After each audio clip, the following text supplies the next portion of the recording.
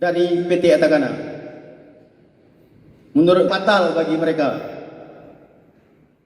Syederalun warga Semanah Jaya kembali mendatangi kantor Dewan Perwakilan Rakyat Kabupaten atau DPRK Aceh Timur untuk meminta tidak diperpanjangkan lagi hak guna usaha atau HGU PT Atacana yang berada dalam desa Semanah Jaya.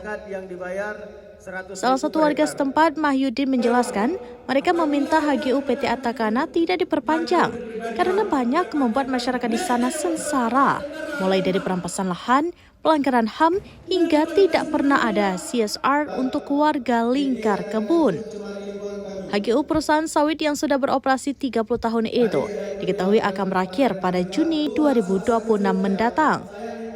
Dalam dialog dengan DPRK pada Kamis 5 Februari 2026, ia menuturkan oleh karena itu selama 30 tahun lebih, pihaknya sudah sengsara dengan tingkah laku pihak perusahaan dan sampai saat ini belum ada kejelasan terkait HGU mereka.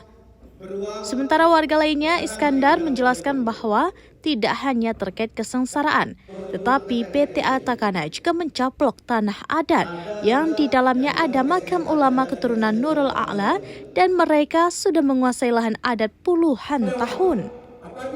Sementara itu, Ketua Pansus HGU Perkebunan Sawit DPRK Aceh Timur, Sartiman dari fraksi Nasdem, menjelaskan setelah pertemuan ini pihak Pansus akan menindaklanjuti permintaan masyarakat dengan meninjau lokasi perkebunan.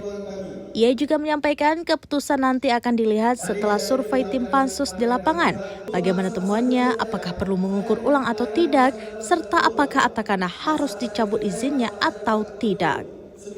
Mengakibatkan sarang-sarang hewan buas. Download Tribun X sekarang, menghadirkan lokal menjadi Indonesia.